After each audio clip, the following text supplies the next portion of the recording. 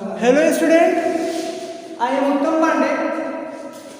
Dear students, in today's topic I am going to tell you about optical activity and optical isomery.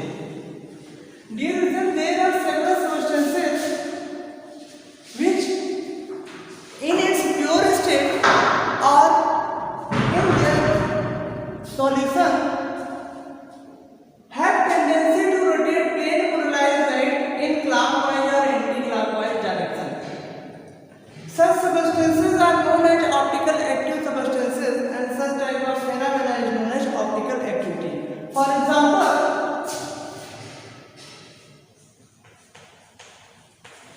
there is this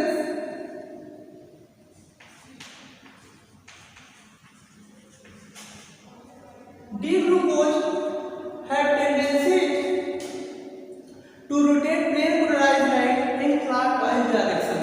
Okay? Hence, glucose will say optical substance. Okay? Before this, we will discuss about plane polarized light. Dear students, ordinary light have nature to vibrate along one direction. Okay? Its electric field vibrates in all directions. But when it passes through a calcite crystal or Nicholas prism,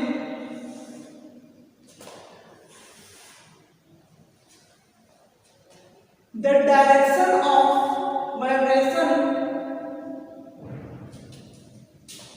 of plane polarization of light become unidirectional. Okay, that is in the plane of paper or perpendicular the plane of paper. Such type of light is known as plane polarized light. Hence, we can say that when ordinary light passes through or nickel prism, PPL is obtained. That is, the plane polarized light is obtained. And when plane polarized light are subjected to plus glucose or D-glucose,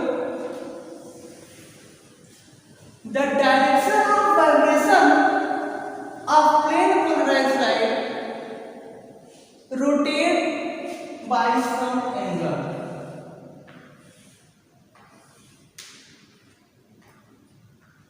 In clockwise. Okay?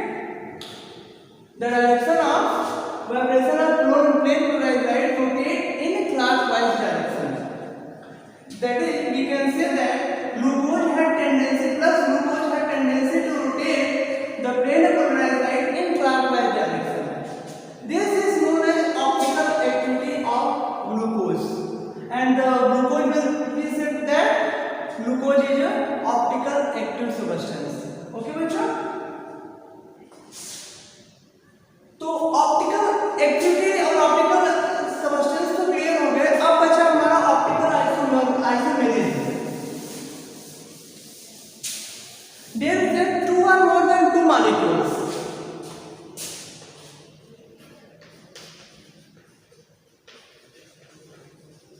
Two or more than two molecules having similar molecular formula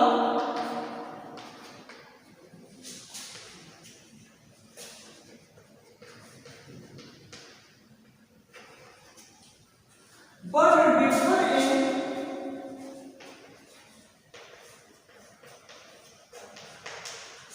behavior with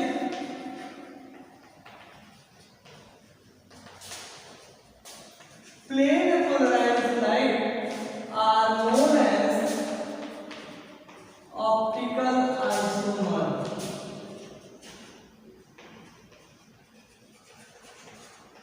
Of each other, and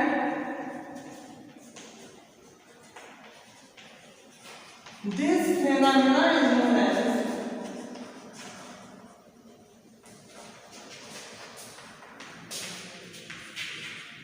optical isomerism.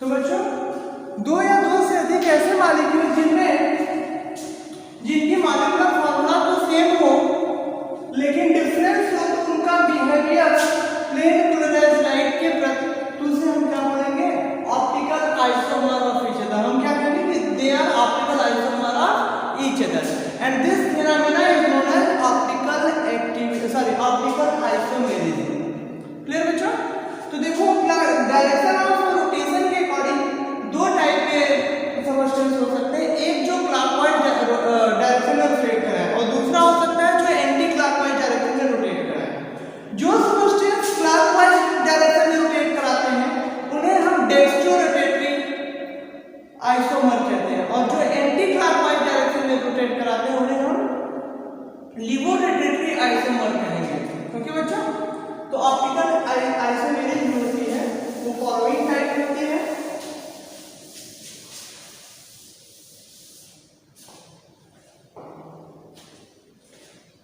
पहला होता है D और दूसरा होता है L D isomerism क्या होता है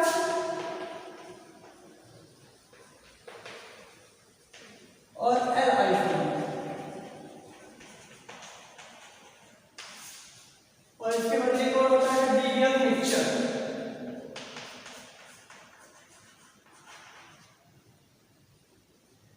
और एक और फॉर्म होता है बच्चों मेसोफॉर्म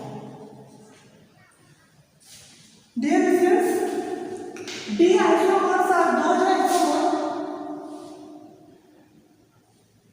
which can rotate the plane polarized light in clockwise direction. D isomer way isomer हैं जो प्लेन पोलराइज्ड लाइट को क्लॉकवाइज डायरेक्शन में रोटेट कराते हैं मतलब जब पीपीएल इस साइड डायरेक्शन से आपका आ रहा है तो ये जब उस सबस्टेंस से पास करते हैं तो आफ्टर पासिंग इनमें इंक्लाइनेशन टुवर्ड्स वर्टिकली इंक्लाइनेशन इनका क्या होता है क्लॉकवाइज डायरेक्शन में हो जाता है इसे हम क्या पढ़ेंगे ये सबस्टेंस जो था वो डेक्स्ट्रो रोटेटरी था डेक्स्ट्रो रोटेटरी को हम स्मॉल डी या प्लस से रिप्रेजेंट करते हैं इसके बाद बात की जाए बच्चों एल आइसोमर तो एल आइसोमर वो सबस्टेंस है the isomers optical isomers which have tendency to rotate the plane polarized light in anti-clockwise direction. That is जब हम वर्टिकली इसकी बात करेंगे तो क्या हो गया कि आपने वर्टिकल से नेगेटिव एंगल मतलब इस टाइप से वर्टिकल से क्या जाएंगे एंटी क्लॉकवाइज डायरेक्शन में इंक्लाइन हो जाएंगे रोटेट कर जाएंगे इसे हम क्या बोलेंगे एल आइसोमेरिज्म एल को हम बोलते हैं लिवो रोटेटरी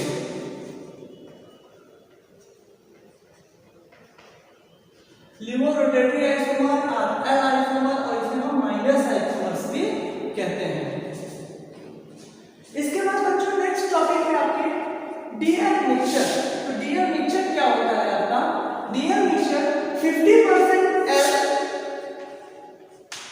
और 50%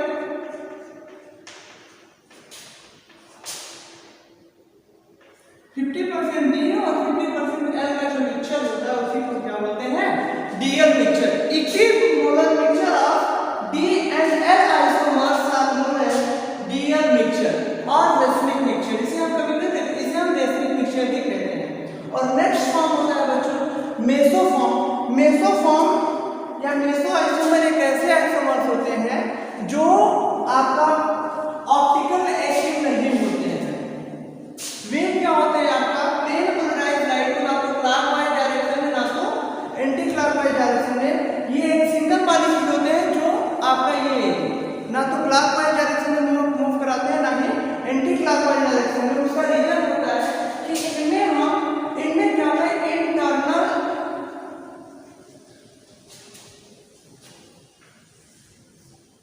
रिपल्सन पाया जाता है, सॉरी इंटरनल, इनमें आपका इंटरनल कंपनसेशन पाया जाता है।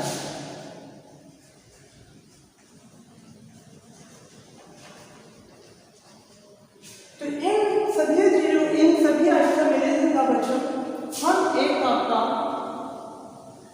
एग्जांपल देते हैं टार्टरिक एसिड के थ्रू, उसके बाद हम समझाते हैं, ठीक है। और टार्टरिक एसिड को इन सबका एग्जांपल मैं आपको बताऊंगा टार्टरिक एसिड का लेकर के।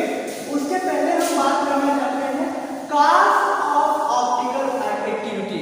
वो क्या रीजन है जिसके कारण कोई भी सबस्टेंस ऑप्टिकल एक्टिविटी शो करता है, ठीक है बच्चों। एक पॉइंट आता है काइनेलिटी।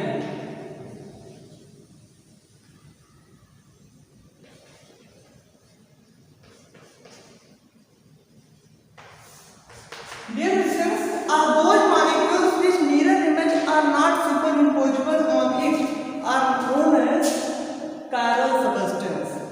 वे सभी सबस्टेंस जिनका मिरर इमेज उन पर क्या वो सुपर इम्पोज ना किया जा सके, उसे हम क्या बोलते हैं, कायरल सबस्टेंस कहते हैं, ठीक है। तो कायरल सबस्टेंस और कायरल कार्बन, कायरल कार्बन क्या होता है? कायरल कार्बन मीन्स होता है एक ऐसा कार्बन जिससे जितने भी ग्रुप्स हो सब एक दूसरे से डिफर हो, जितने भी जुड़े हुए ग्रुप हो एटम हो सब एक दूसरे से डिफर हो, तो उसे हम क्या बोलेंगे, कायरल कार्बन कहेंगे। कायरल कार्बन का जो मिरर इमेज होगा वो एक दूसरे पर सुपर इम्पोज नहीं होता है।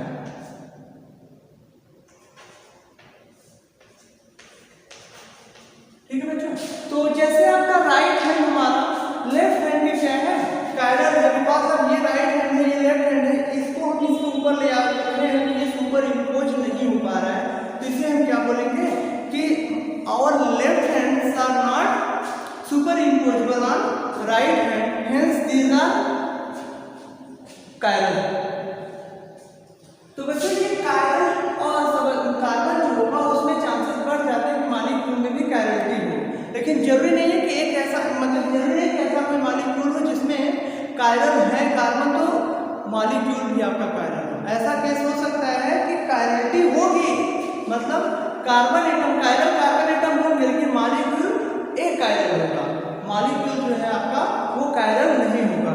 तो इस कायरलिटी के पॉइंट ऑफ व्यू से मॉलिक्यूल के हिसाब से आप समझ लीजिएगा कार्बन तो कायरल हो सकता है लेकिन जरूरी नहीं कि कार्बन कायरल होने पर मॉलिक्यूल भी कायरल है, ठीक है। तो वहां पे क्या होता है कि कभी भी आपका सिमेट्री कोई भी पाया जा रहा है, किसी भी टाइप की कोई भी सिमेट्री यदि पाई जा रही है तो आप मॉलिक्यूल आपका कायरल नहीं हो जाता, मॉलिक्यूल आपका एक कायरल हो जाता है। तो इसका मतलब क्या है, कायरलिटी के लिए नेसेसरी और सफिशिएंट कंडीशन यही है कि molecule should be asymmetric, that is there is no type of symmetry should present in molecule। molecule में किसी भी सबस्टेंस का कोई भी मॉलिक्यूल में किसी भी टाइप का कोई भी सिमेट्री नहीं प्रेजेंट होनी चाहिए, यदि प्रेजेंट हो गई तो कायरलिटी मॉलिक्यूल की खत्म हो जाएगी, मॉलिक्यूल एक कायरल हो जाएगा, भले ही उसमें एक से ज्यादा कायरल सबस्टेंस हो तो क्या, ठीक है। तो सिमेट्री नहीं होनी चाहिए। सिमेट्री आपकी कई टाइप की होती है, जैसे पहली सिमेट्री आपकी एक्सिस की सिमेट्री हो गई, लाइन सिमेट्री आप बोल सकते हो, प्लेन सिमेट्री हो गई,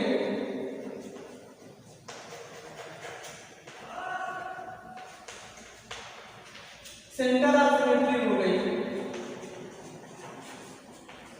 एक्सेट्रा।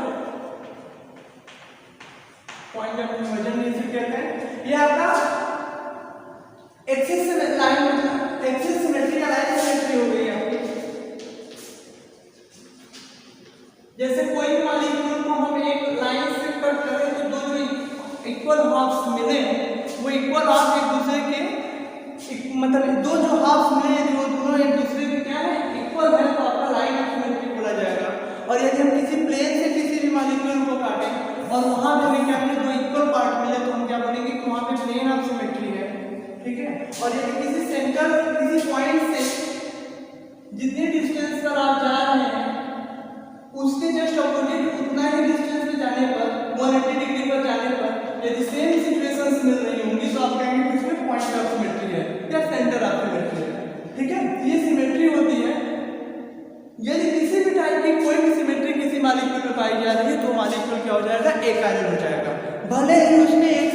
कायरल हो, कायरल कार्बन हो या ना हो।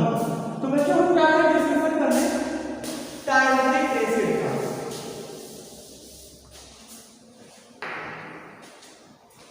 हम टारगेटिक एसिड के फॉस्फोरस स्ट्रक्चर्स को जनरेट करेंगे। देखो टारगेटिक एसिड क्या होता है, COOH, CHOH,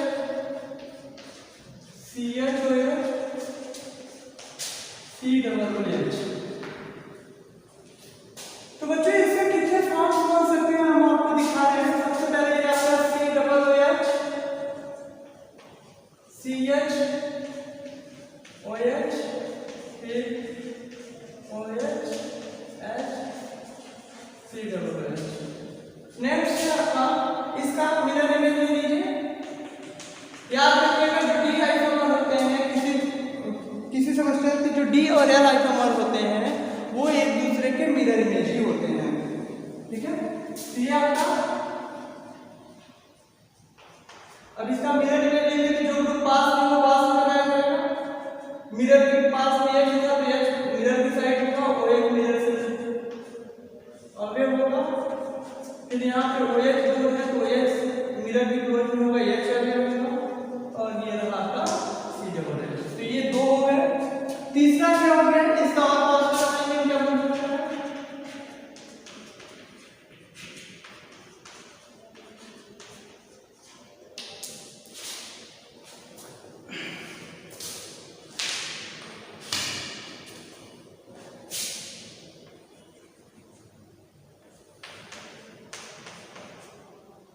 ये हो गया। इसका मिरर इमेज ले लिया बच्चों को।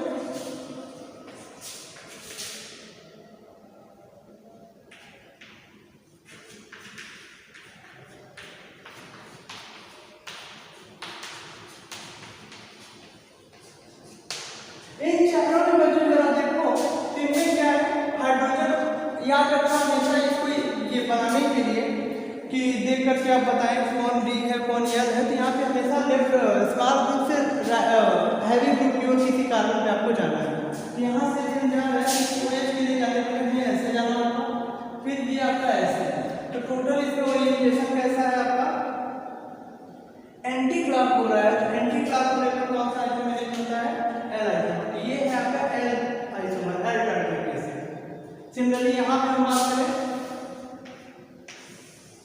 ये क्लॉकवाइज डायरेक्शन में जा रहा है, ये डी आइसोमर लेते हैं, ठीक है बच्चों। ये आपका डी फॉर्म है और ये आपका एल फॉर्म है। इसे आप डी टारगेटिक एसिड बोलोगे और इसे एल टारगेटिक एसिड या इसे प्लस टारगेटिक, सॉरी एल के लिए माइनस दिया है तो ये माइनस एल टारगेटिक एसिड है, इसे आप प्लस टारगेटिक एसिड कहेंगे।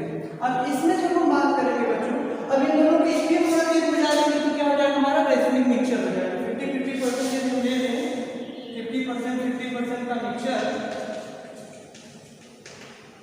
तो ये क्या हो जाएगा आपका रेसिमिक मिक्सचर हो जाएगा, डीएल मिक्सचर।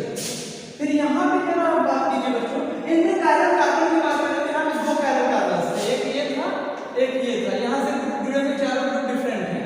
यहाँ से जुड़े हुए चारों ग्रुप एक हाइड्रोजन है, एक OH, एक COOH है, एक पूरा इतना बड़ा है। ये चारों ग्रुप यहाँ से भी जुड़ा हुआ जो है वो डिफरेंट है और यहाँ से भी चारों ग्रुप जो है जुड़े हुए वो डिफरेंट है। ये दोनों कार्बन जो है वो कायरल कार्बन है। वही केस यहाँ पर भी है, वही केस यहाँ पर भी, वही केस यहाँ पर भी। हर केस में दो कायरल सब्सटेंस है, कायरल कार्बन। लेकिन जरूरी नहीं कि वो ऑप्टिकल एक्टिव ही हो जाए, क्योंकि कायरल कार्बन होने के बावजूद मॉलिक्यूल एक कायरल हो सकता है। अब जैसे हम यहाँ पे ये देख रहे हैं, यहाँ पे क्या हो रहा है बच्चों, ये मॉलिक्यूल जितना क्लॉकवाइज जाएगा उतना ही एंटी क्लॉकवाइज जाएगा। यहाँ पे रोटेशन ऑफ पीपीएल नहीं पाया जाएगा, ना इसमें पाया जाएगा ना इसमें पाया जाएगा, ठीक है। तो ऐसा क्यों हुआ, क्योंकि यहाँ से आप देखिए प्लेन मिल गई। इस प्लेन से मैं काटता हूँ, इस प्लेन के ऊपर वाला पार्ट नीचे वाले पार्ट के आइडेंटिकल है। जब ऐसा केस हो जाता है तो मॉलिक्यूल कायरल नहीं रह जाता, वो एक कायरल हो जाता है। भले ही उसमें एक से ज्यादा कायरल कार्बन हो, लेकिन मॉलिक्यूल जो है वो आपका एक कायरल हो जाता है। ये आपका एक कायरल है, सिंगल केस यहाँ पर है। तो ये इंटरनल कंपनसेशन हो रहा है। यहाँ पर क्या है, इतना पार्ट क्लॉकवाइज घुमाने का प्रयास कर रहा है, इतना पार्ट आपका एंटी क्लॉकवाइज घुमाने का प्रयास कर रहा है। ये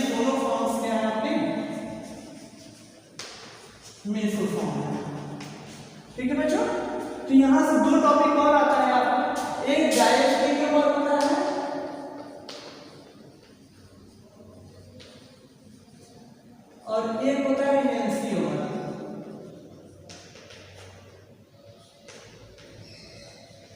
तो बच्चों इन दोनों को जान लो। Diastereomers are those optical isomers which are not mirror image of each other. जो एक दूसरे के मिरर इमेज नहीं होते हैं वो क्या होते हैं आपके डायस्टेरियोमर कहलाते हैं, और जो एक दूसरे के मिरर इमेज होते हैं वो क्या बोले जाते हैं इनएंसियोमर कहलाते हैं। तो first form of tartaric acid, second form of tartaric acid, मतलब plus tartaric acid and minus tartaric acid, ये plus tartaric acid and minus tartaric acid, या D tartaric acid and L tartaric acid जो है वो आपके इनएंसियोमर में आएंगे।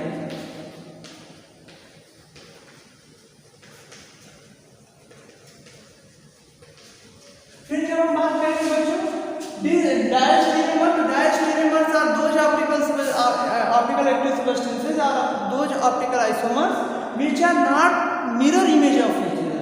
तो पहले का इसे हम कॉमनली थर्ड दे रहे हैं, तो पहले का तीसरा और दूसरे का तीसरे के साथ जो है वो ऑप्टिकल आइसोमर तो है लेकिन आपका मिरर इमेज नहीं है। तो जब मिरर इमेज नहीं है तो क्या हो जाएंगे डायस्टेरियोमर। तो diastereomers are those optical isomers which are not mirror image of each other. Hence first and third and second and third are diastereomer of each other. तो बच्चों एक बार हम रिकैप कर रहे हैं। पहले आपको पढ़ाया गया ऑप्टिकल एक्टिविटी। तो ऑप्टिकल एक्टिविटी क्या होती है? दो ऑप्टिकल एक्टिविटी जो होती है, और ऑप्टिकल एक्टिव सब्सटेंस ऐसे सब्सटेंस होते हैं जो आपका पीपीएम को या तो क्लॉकवाइज या एंटी क्लॉकवाइज डायरेक्शन में रोटेट कराते हैं, ऑप्टिकल एक्टिव सब्सटेंस कहलाते हैं, और ये फेनोमेना ऑप्टिकल एक्टिविटी कहलाती है।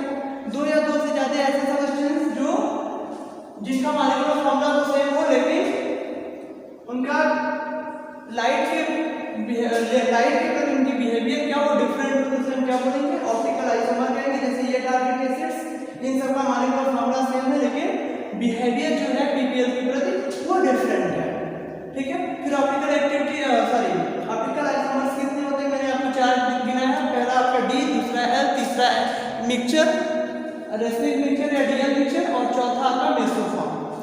डी क्लॉकवाइज डायरेक्शन में रोटेट कराने वाले सब्सटेंस को डी फॉर्म कहते हैं, एंटी क्लॉकवाइज रोटेट कराने वाले को एल फॉर्म कहते हैं, और 50% डी और 50% एल का मिक्सचर मिला दिया जाए तो उसे क्या बोलते हैं डीएल मिक्सचर या रेसिमिक मिक्सचर कहते हैं, ठीक है। और रेसिमिक मिक्सचर कहते हैं। फिर फोर्थ फॉर्म है आपका डीएल मेसोफॉर्म। मेसोफॉर्म क्या होता है? एक सिंगल मॉलिक्यूल होता है लेकिन उस सिंगल मॉलिक्यूल में उसका एक हाफ जो होता है वो क्लॉकवाइज रोटेशन कराता है, दूसरा क्लॉक एंटी क्लॉकवाइज रोटेशन कराता है, तो ओवरऑल ये मॉलिक्यूल क्या हो जाते हैं ऑप्टिकल इनएक्टिव हो जाते हैं, मेसोफॉर्म कहते हैं, ठीक है। मेसोफॉर्म में किसी न किसी प्रकार की सिमेट्री पाई जाती है जिससे वो एक आयरन मॉलिक्यूल हो जाते हैं और वो प्लेन को लाइट को ना तो क्लॉक ना ही एंटी क्लॉकवाइज डायरेक्शन में रोटेट कराते हैं। फिर तो हुआ आपका डायस्टेरियोमर बच्चों और इनएंसियोमर।